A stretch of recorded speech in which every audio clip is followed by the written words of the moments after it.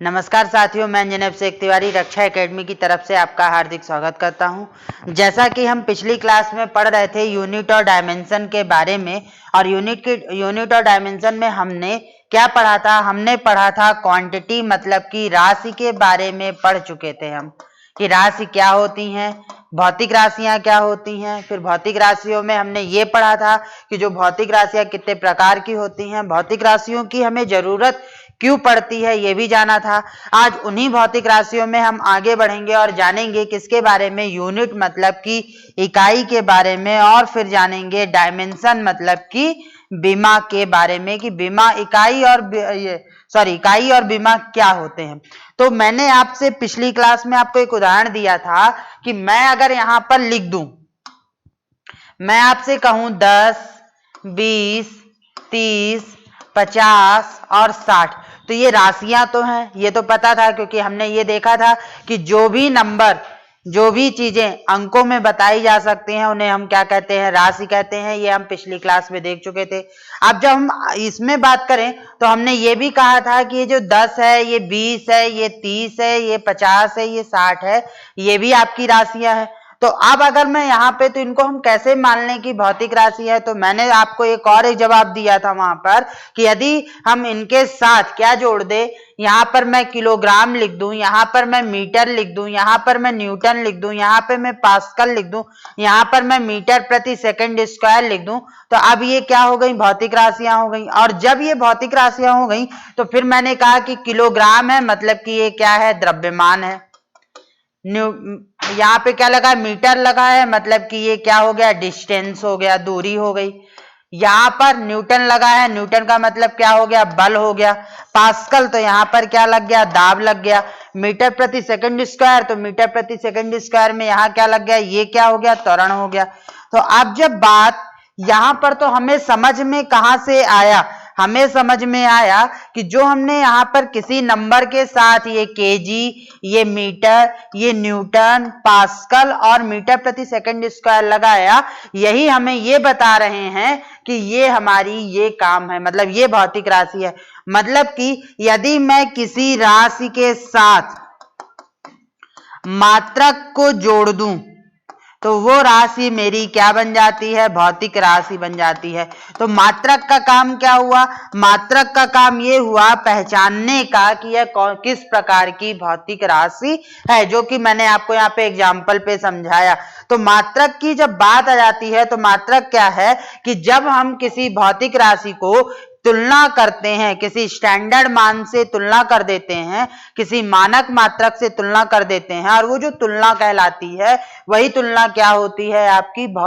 आपका इकाई या यूनिट होती है। पहली बात। दूसरी बात, यहाँ पर ये जो इकाई और यूनिट क्या है, इसका काम क्या है? इसका काम ये है कि ये जिस राशि के साथ जुड़ता है उस राशि को यह पहचान देता है कि वह किस प्रकार की भौतिक राशि है।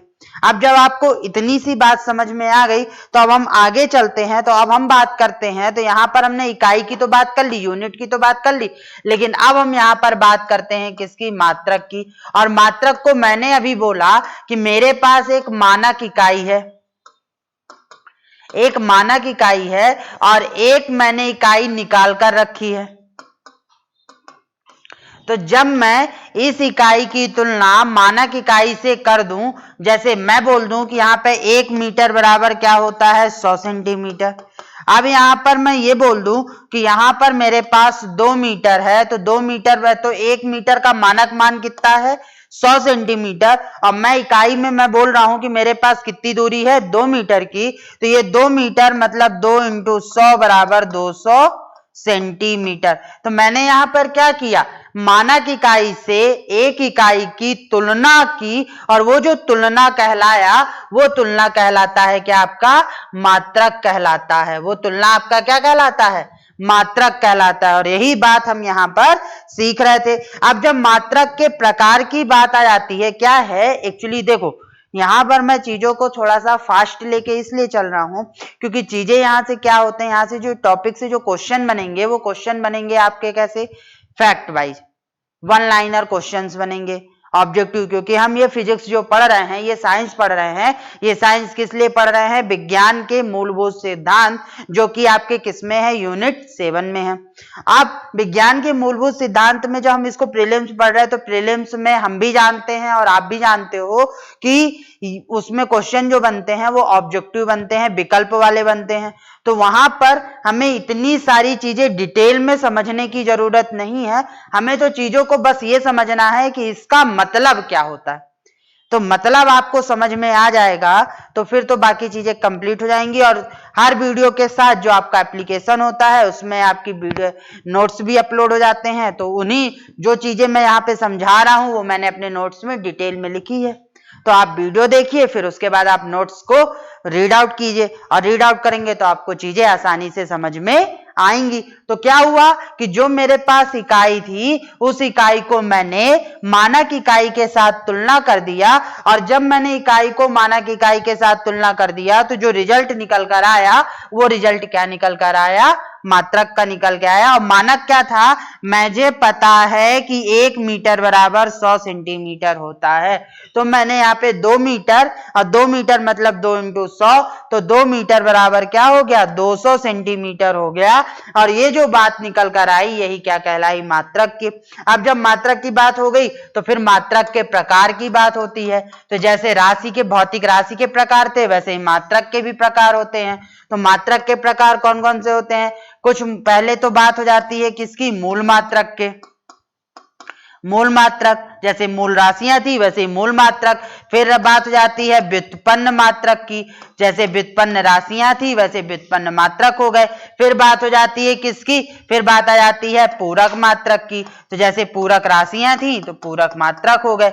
अब बात क्या हुआ कि मूल मात्रक मतलब कि जो मूल राशि थी उनके मात्रक। तो मूल राशि के जो मात्रक होंगे, मूल राशि के मात्रक आपके क्या कहलाते हैं? मूल मात्रक कहलाते हैं। व्युत्पन्न मतलब कि व्युत्पन्न राशि के जो मात्रक होंगे उन्हें हम क्या कहेंगे? व्युत्पन्न राशि के जो मात्रक होंगे उन्हें हम कहेंगे व्युत्पन्न मात्रक। और जो पूरक राशि के मात्रक होंगे,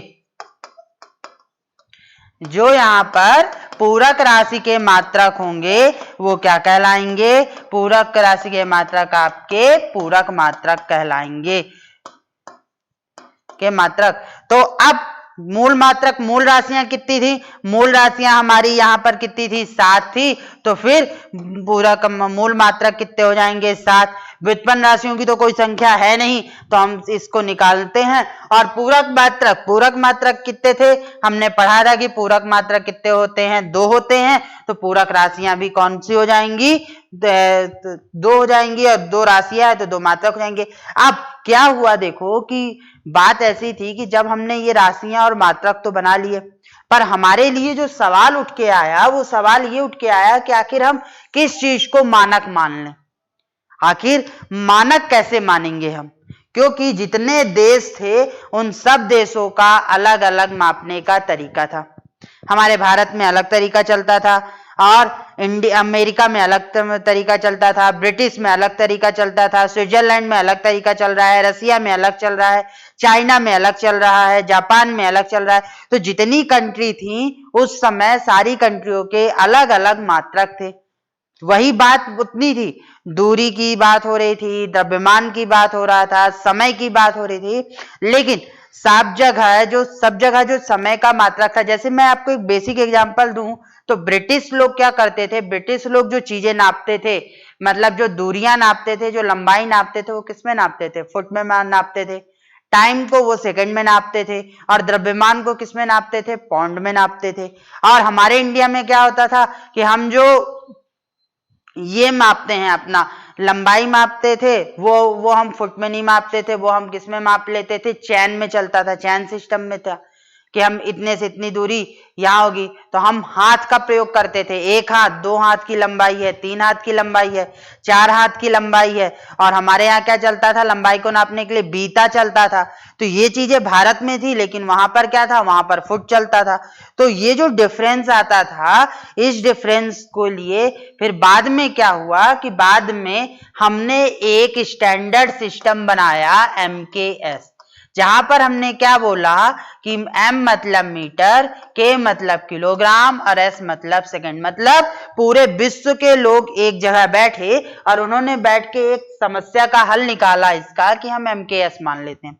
लेकिन तब भी कुछ देश ऐसे थे जो इस चीज को मानने में असमर्थ थे। फ्रांस अपना अलग सिस्टम लेके चल रहा था, अमेरिका अपना अलग सिस्टम लेके चल रहा था, बातें बीच में बिगड़ रही थी। तो फिर क्या हुआ कि फिर हमने 1971 में एक क्या किया, सम्मेलन किया। और उस सम्मेलन में हमने ये निर्धारित किया कि हमारी एक अंतरराष्ट्रीय संस्था बनेगी जो सारे विश्व के मात्रक को क्या करेगी, देखरेख करेगी, मानक तय करेगी। और उसी में ये डिसाइड हुआ कि अब हम पूरे विश्व में एक मात्रक लेकर आएंगे और वो कहलाएगा कौन सा, एसआई यूनिट, जो कि एमकेएस का क्या था, अपडेट वर्जन था। एमकेएस का ही अपडेट वर्जन हमारे लिए क्या बनकर आया, एसआई यूनिट। अब इसको सभी लोगों ने, अब बात आती है कि सम्मेलन कहाँ हुआ, तो ये सम्मेलन हुआ फ्रांस में। सम्मेलन कहाँ हुआ, फ्रांस में हुआ। फ्रांस में सम्मेलन हुआ तो फ्रांस में सम्मेलन होने पे बाद सारे देश बैठे और सारे देशों ने फ्रांस में इसका हेडक्वार्टर बनाया और एक अंतरराष्ट्रीय संस्था बनाई। और उस अंतरराष्ट्रीय संस्था ने ये कहा कि अब पूरे विश्व में एक मात्रक चलेगा 1971 से, जो मात्रक क्या होगा, एसआई यूनिट होगा। कुछ किताबों में 1960 मिलता है, तो 1960 और 1971 में कंफ्यूजन मत होना, क्योंकि 1960 में एमकेएस को बनाया गया था। तो पेपर में, बुकों में ये चीज कंफ्यूज करती है आपको। जो स्टैंडर्ड बुकें हैं उन स्टैंडर्ड बुकों में 1971 ही मिलता है और आपको 1971 ही लगाना है। तो अब जब ये मात्रक बनकर आ गया तो फिर बात आती है कि फ्रांस में तो बना, पर फ्रांस कौन सा यूज करता था, तो फ्रांस 1960 के पहले, मतलब एसआई यूनिट के पहले सीजीएस सिस्टम का उपयोग करता था। ये सारे सिस्टम क्या होता है, सीजीएस क्या होता है, एमकेएस क्या होता है, एसआई, इनके बारे में अभी हम आगे चर्चा करेंगे। तो ये जो बात थी, जब इतनी बात आपके समझ में आया तो अब हम चलते हैं। तो हमने क्या बनाया, हमने एक एसआई यूनिट बनाई और एसआई यूनिट का फुल फॉर्म क्या था, सिस्टम ऑफ या international unit of system, international unit of system, या फिर सिस्टम ऑफ इंटरनेशनल यूनिट, इसको ऑफ सिस्टम। तो इंटरनेशनल यूनिट ऑफ सिस्टम इस तरीके से इसे बोल सकते हो। इसको कहां बनाया गया, फ्रांस के पेरिस में। कौन लोगों ने बनाया, सारी कंट्री ने मिलकर बनाया। कब बनाया, 1971 में। और एक संस्था भी है इंटरनेशनल यूनिट की, वो संस्था का हेडक्वार्टर कहाँ पे है, पेरिस में। स्थापित कब हुई, 1971 में। तो ये बात भी आप याद रखना। इन्होंने यहाँ पर क्या किया, टोटल 9 यूनिट बनाई। इस 9 यूनिट में से उन्होंने ये कहा कि जो 7 यूनिट होंगी, वो 7 यूनिट आपकी क्या होंगी, मूल राशि के मात्रक होंगे, मतलब कि मूल मात्रक होंगे। और जो 2 यूनिट होंगी वो पूरक मात्रक होंगे, पूरक राशि के होंगे और पूरक मात्रक होंगे। तो 2 मात्रक यहां से कौन कौन से निकल कर आए, वो 2 मात्रक निकल कर आए कौन कौन से, रेडियन, इनके बारे में हमने राशि में पढ़ लिया था, स्टेरेडियन, ये 2 मात्रक निकल कर आए। तो ये बात तो हम वहां पर समझ चुके थे। अब आगे की बात जब आती है कि 7 मात्रक जो निकल कर आए वो कौन कौन से थे, तो यहां से जो 7 राशियां निकल कर आई आपके लिए मैं यहाँ पे लिख रहा हूं। पहली राशि कौन किसके लिए निकली, लंबाई, और लंबाई के लिए हमने क्या मान लिया, मीटर। फिर हमने निकाला द्रव्यमान, द्रव्यमान के लिए हमने मात्रक बना दिया कौन सा, किलोग्राम। द्रव्यमान के बाद आपको दिख रहा है यहाँ पे, द्रव्यमान के बाद फिर आया कौन सा, फिर आया समय, और समय को हमने किससे डिनोट कर दिया, सेकंड से। सेकंड के बाद, समय के बाद, फिर समय के बाद हमारे पास क्या आ गया, ज्योति तीव्रता। ज्योति तीव्रता को हमने किससे बता दिया, कैंडेला से। ज्योति तीव्रता का मात्रक हमने लगा दिया CD। फिर ज्योति तीव्रता के बाद विद्युत धारा, विद्युत धारा के लिए हमने मात्रक क्या मान लिया, विद्युत धारा के लिए हमने मात्रक मान लिया एम्पियर। फिर हमने माना पदार्थ की मात्रा, पदार्थ की मात्रा के लिए हमने मात्रक क्या मान लिया, मोल। अब एक और कौन सा छूटा, विद्युत धारा। तापमान, तापमान के लिए हमने क्या मान लिया, तापमान के लिए हमने मात्रक मान लिया किलो केल्विन। अब जब ये थे तो 7 यूनिट यहां हो गई, पूरक मात्रक रेडियन हो गए। टोटल इन्होंने कितने डिसाइड कर दिए, 9 डिसाइड कर दिए। अब 9 जो इन्होंने मात्रक डिसाइड किए तो हर मात्रक के लिए उन्होंने एक पैमाना भी डिसाइड किया, एक डेफिनेशन दे दी। अब डेफिनेशन जब दे दिया तो वो डेफिनेशन हमारे काम की नहीं है, वो हमारे मेंस के पेपर में आती है, तो वहां पर हम डेफिनेशन के पे चर्चा करेंगे। यहां पर तो सिर्फ आपको ये पूछेगा कि 7 यूनिट में मूल मात्रक कितने होते हैं, 7 कौन कौन से होते हैं और किसका मात्रक क्या होता है। जो पूरक मात्रक है वो क्या हो गए, तो यहाँ पे रेडियन, रेडियन को क्या बोल, रेडियन किसका होता है, समतल कोण का। और जो स्टेरेडियन होता है वो किसका होता है, ठोस कोण का होता है। 1 मिनट का मैं समय दे रहा हूं, जल्दी से इसे नोट डाउन कर लो क्योंकि इससे बहुत सारे क्वेश्चन बनते हैं। और ये इंटरनेशनल, जो आपकी इंटरनेशनल यूनिट का, इंटरनेशनल ऑर्गेनाइजेशन ऑफ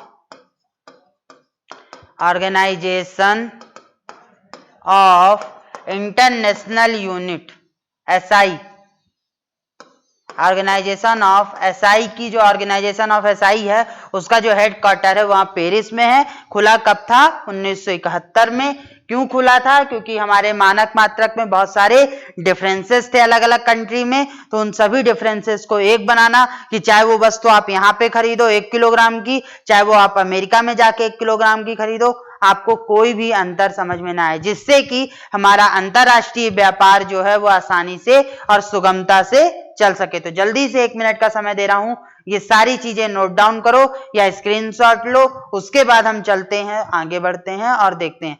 तो स्क्रीनशॉट लेने से ज्यादा अच्छा है कि आप इस चीजों को नोट डाउन करो, क्योंकि आपने सुन लिया, जब नोट करोगे तो जल्दी से याद भी हो जाएगा। और इससे क्वेश्चन आपके 3 या 4 क्वेश्चन बनते हैं, और ये जो 4 या 5 क्वेश्चन बनते हैं, और वो 4 या 5 क्वेश्चन आपके यहां से निकल के आएंगे।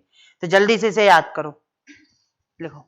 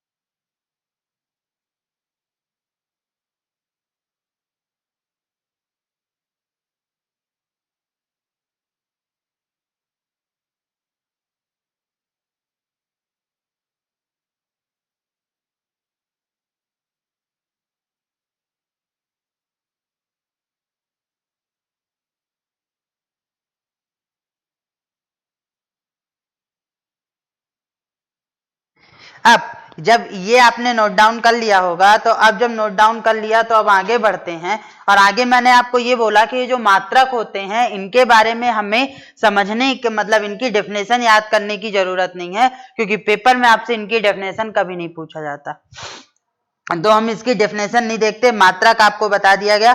अब हम चलते हैं कि जब बात आ जाती है SI यूनिट के बाद की, तो SI यूनिट के बाद अब हमारे लिए एक सवाल और उत्पन्न होता है। वो सवाल होता है कि ठीक है, हमने SI यूनिट आज तो मान लिया, पर पहले कौन सी यूनिट चलती थी, इंपॉर्टेंट, तो पहले 3 यूनिट चलती थी सिस्टम में। एक चलता था MKS सिस्टम, एक चलता था आपका कौन सा, CGS सिस्टम, और एक हमारा चलता था कौन सा, FPS सिस्टम। और FPS सिस्टम को ही क्या बोला जाता है, ब्रिटिश सिस्टम बोला जाता है, क्योंकि इसका प्रयोग ब्रिटिश लोग करते थे। तो ये चीज याद रखना, CGS सिस्टम का सबसे ज्यादा प्रयोग कौन लोग करते थे, फ्रांस के लोग ज्यादातर करते थे। और क्वेश्चन पूछा जाता है कि जब SI यूनिट नहीं आई थी तो उसके पहले फ्रांस के लोग कौन सा सिस्टम उपयोग करते थे, तो कौन सा करते थे, CGS।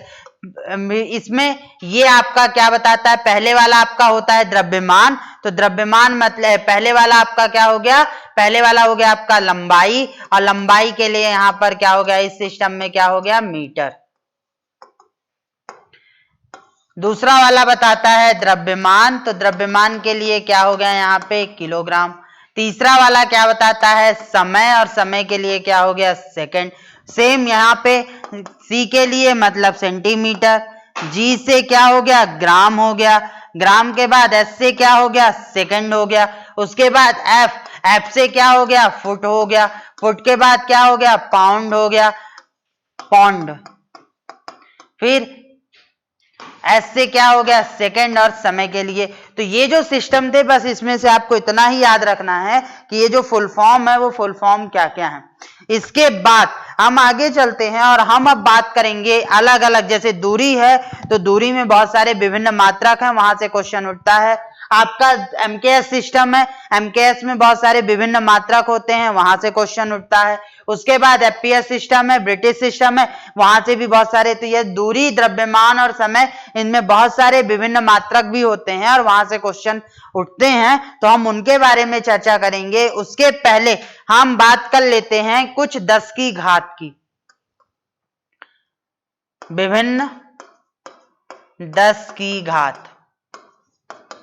इन 10 की घात को क्या कहते हैं, और ये क्वेश्चन भी आपसे पेपर में पूछा जाता है। वेरियस एक्सपोनेंट ऑफ 10, तो वेरियस एक्सपोनेंट ऑफ द 10 होते हैं। तो देखो, हमारे लिए जब भी हम किसी की पावर लगाते हैं मैथ में, तो वो पावर या तो पॉजिटिव होती है या तो निगेटिव होती है। यहाँ पर भी वही पावर हम यहाँ पे क्या बात करेंगे, या तो हम उसको पॉजिटिव वे में लेंगे या तो हम उसको निगेटिव वे में लेंगे। तो सबसे पहले हम पॉजिटिव वे में ले लें, तो 10 की पावर 1, फिर 10 की पावर 2, फिर 10 की पावर 3, फिर 10 की पावर 6, फिर 10 की पावर 9, फिर 10 की पावर 12, फिर 10 की पावर 15, और 10 की पावर 15 के बाद 10 की पावर क्या हो गया, 18। अब 10 की पावर 1 तो हम इसे क्या बोलते हैं, डेका। 10 की पावर 2 तो हम इसे क्या बोलते हैं, हेक्टा। ये याद रखना, पूछेगा। 10 की पावर 3 मतलब इसे क्या बोलते हैं हम, किलो। 10 की पावर 6, 10 की पावर 6 क्या बोला जाता है, मेगा। 10 की पावर 9 क्या बोला जाता है, गीगा। 10 की पावर 12 क्या बोला जाता है, टेरा। 10 की पावर 15 क्या बोला जाता है, पेटा। और 10 की पावर, यहां पर 10 करो, 10 की पावर 18 मतलब क्या बोला जाता है, एक्सा। तो जल्दी से इसे भी नोट डाउन कीजिए, फिर हम इसमें माइनस पावर की बात करते हैं कि माइनस क्या होती है। और पेपर में इससे एक क्वेश्चन जरूर पूछा जाता है कि 10 की पावर 9 का मतलब क्या होता है, या 10 की पावर -9 का मतलब क्या होता है, या 10 की पावर 18 का मतलब क्या होता है। तो ये आपको याद होना चाहिए। और कभी कभी ऐसा क्वेश्चन पूछ लिया जाता है कि 1 गीगा बराबर, 1 गीगा में कितने शून्य होते हैं। ये क्वेश्चन भी पेपर में कई बार मिलता है कि 1 गीगा में कितने शून्य होते हैं। तो कितने शून्य दिख रहे हैं यहाँ पे, 9। पावर कितनी लगी है, 9, मतलब जीरो कितने होंगे, 9। अगर मैं पूछ लूं कि 1 एक्सा में कितने शून्य होंगे, तो 18। तो ये क्या कहलाएगा, एक्सा। और कभी कभी पावर नहीं लगाता, कभी कभी 9 जीरो लिख के दे देता है, 1 and 9 0, पूछता है कि इसका मतलब क्या होगा। तो क्वेश्चन कई तरीके से आपको परेशान करने के लिए पूछा जाता है और उसको आपको याद रखना है। अब आपने अगर 10 की घात के पॉजिटिव लिख लिए, तो यहीं पे मैं निगेटिव बताता हूं, माइनस लगा दो सब जगह।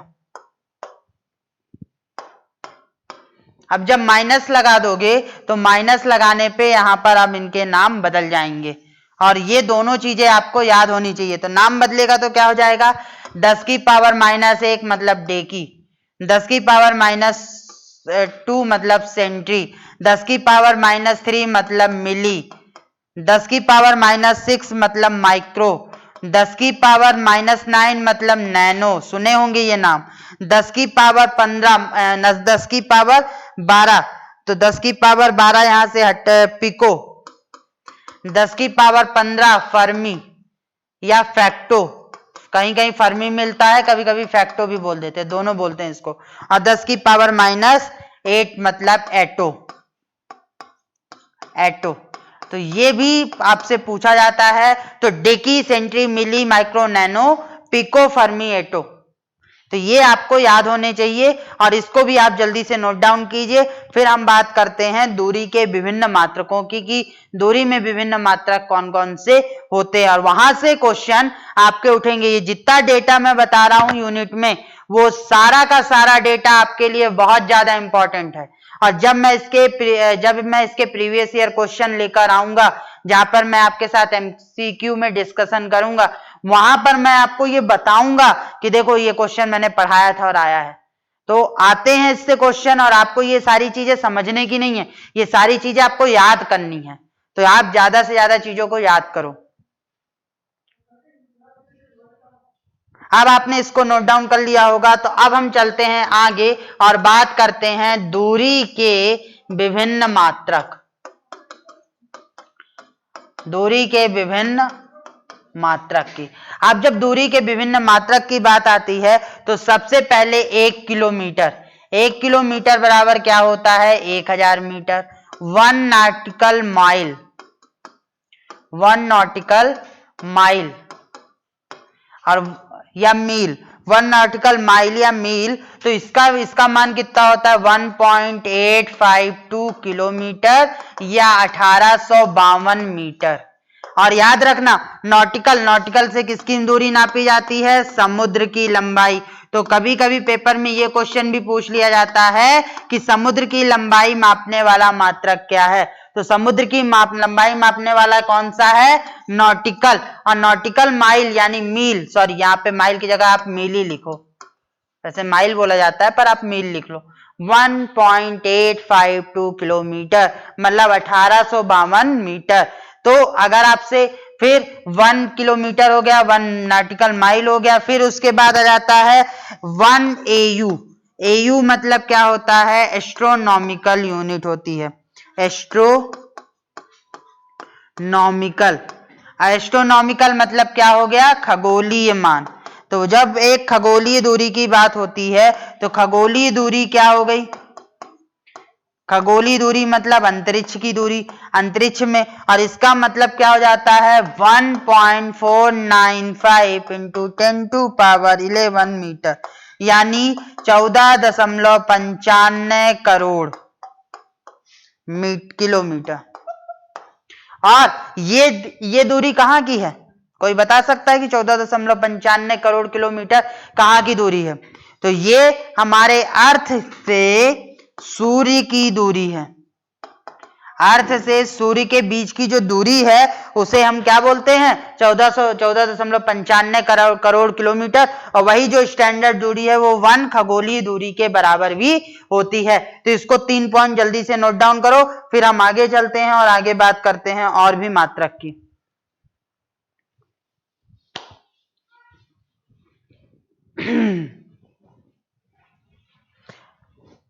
नोट डाउन कर लिया होगा। आगे बढ़े तो यहां पर माइल आया था, तो 1 माइल बराबर कितना होता है? 1 मील बराबर कितना होता है? 1.6 किलोमीटर, यानी कि 1600 मीटर। अब 1 मीटर बराबर कितना होता है? 100 सेंटीमीटर। 1 किलोमीटर बराबर कितना होता है? 1000 मीटर, तो 10 सेंटीमीटर, है ना। 10⁻6 माइक्रोन बराबर कितना होता है? 1 मीटर। और 10⁻10 आर्मस्ट्रॉन्ग बराबर कितना होता है? 1 मीटर। आर्मस्ट्रॉन्ग मतलब तरंग दैर्ध्य को मापने की इकाई है। तरंग दैर्ध्य की लंबाई अपन पढ़ते हैं ना, आगे पढ़ेंगे अभी इसको वेवलेंथ में। तो तरंग दैर्ध्य की लंबाई, और तरंग दैर्ध्य की जो लंबाई होती है उसको हम किससे नापते हैं? आर्मस्ट्रॉन्ग से। और आर्मस्ट्रॉन्ग की लंबाई कितनी होती है? 1 मीटर। तो 10⁻10 आर्मस्ट्रॉन्ग बराबर 1 मीटर। और ये पॉइंट भी जल्दी से नोट डाउन करो, ये भी सब दूरी के मात्रक हैं। दूरी के मात्रक के बाद आगे बढ़ते हैं और हम बात करेंगे अभी और मात्रक की जो दूरी में ही है।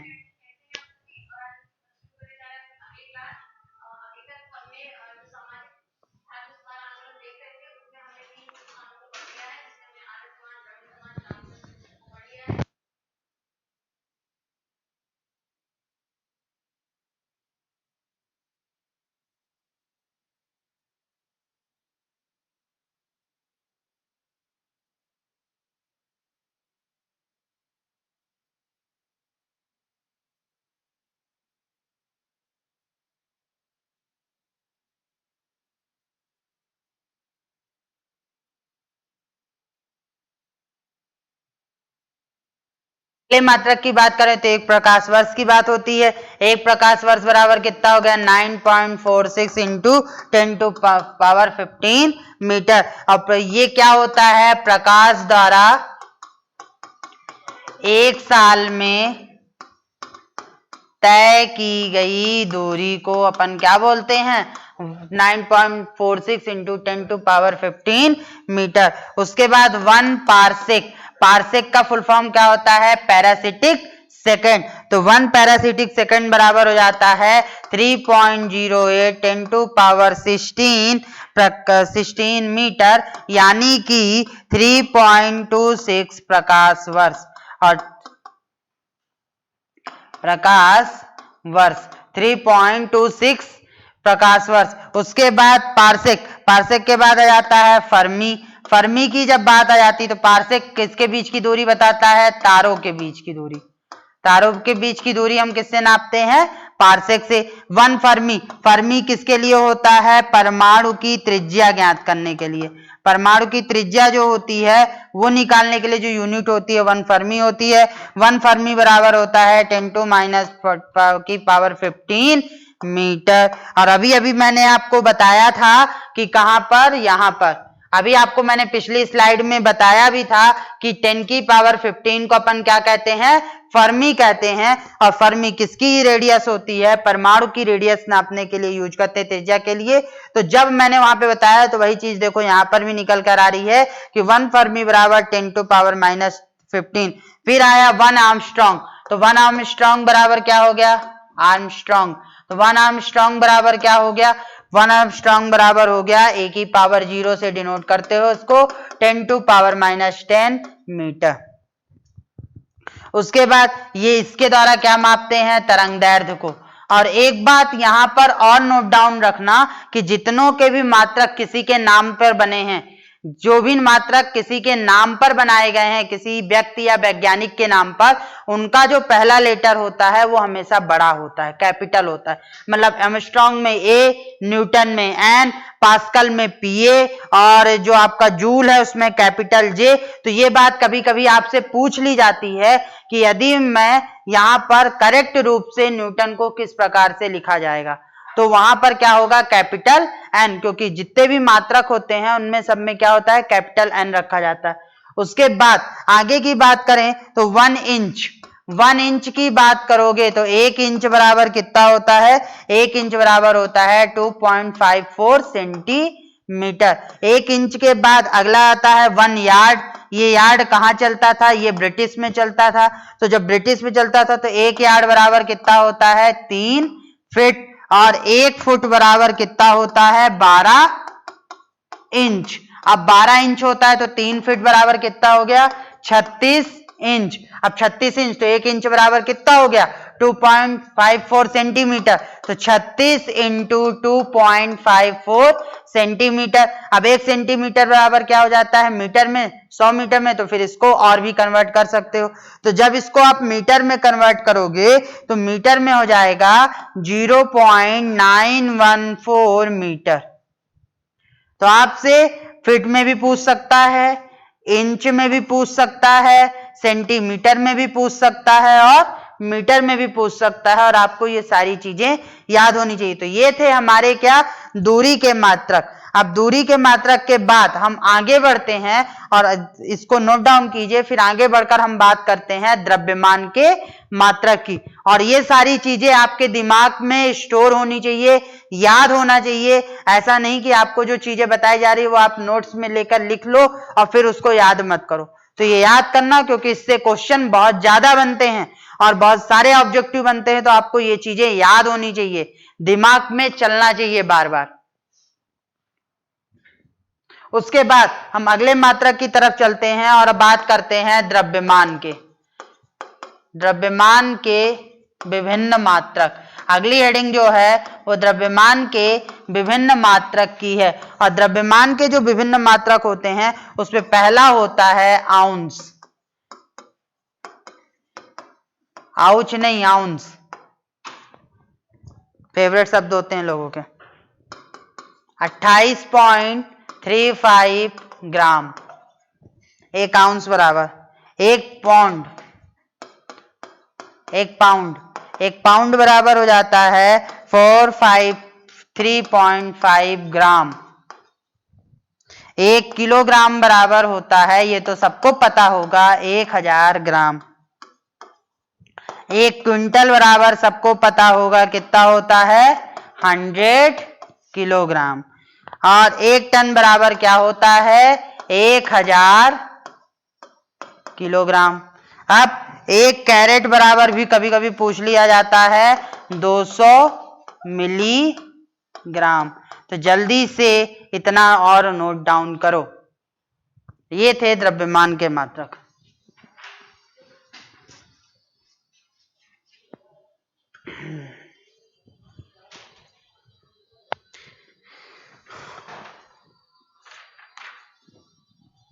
ये थे द्रव्यमान के मात्रक। आगे बढ़ते हैं और अब बात करते हैं क्षेत्रफल के विभिन्न मात्रक। तो 1 एकड़ बराबर कितना होता है, 4046.94 SQM। अब 1 एकड़ बराबर फिर 1 हेक्टेयर बराबर कितना होता है, 2.47 एकड़। फिर 1 हेक्टेयर के बाद 1 स्क्वायर माइल बराबर कितना होता है, 1 स्क्वायर माइल बराबर SQ। 1 स्क्वायर माइल बराबर कितना होता है, 640 एकड़ में। ये भी नोट डाउन करो। क्षेत्रफल के बाद अगली यूनिट क्या होती है, द्रव्यमान की। द्रव्यमान की बात करते हैं तो द्रव्यमान में 1 लीटर बराबर हो जाता है 1000 सेंटीमीटर क्यूब, मतलब कि क्यूबिक सेंटीमीटर। 1 गैलन बराबर हो जाता है 3.785 लीटर। 1 बैरल बराबर होता है 159 लीटर। और लास्ट बचा समय। तो समय में एक ही चीज सबसे ज्यादा जरूरी होती है, कॉस्मिक वर्ष।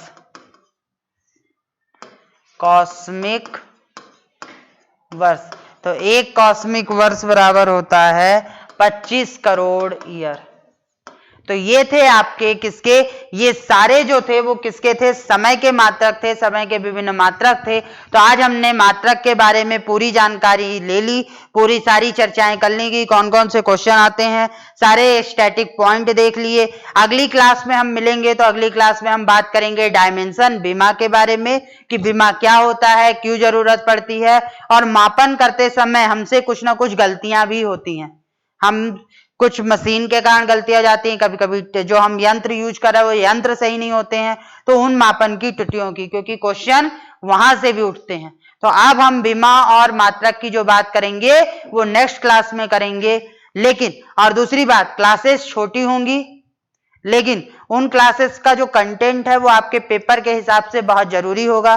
तो आप क्लासेस के टाइम पे समय न गवाइएगा कि आप लोगों के मन में ये सवाल होता है, अरे 30 मिनट की क्लास है, क्या पढ़ाया होगा इन्होंने। पर वो गलतियां जो आप करते हो, यही गलतियां आपके लिए बहुत ज्यादा हानिकारक सिद्ध होती हैं, है ना। तो अब इसके साथ हम अगली क्लास में मिलेंगे और कॉस्मिक वर्ष के आगे हम बात करेंगे फिर बीमा और मात्रक के बारे में, कि मात्रक में क्या क्या त्रुटियां होती हैं। और तब तक के लिए आप पढ़ते रहिए और जुड़े रहिए। धन्यवाद।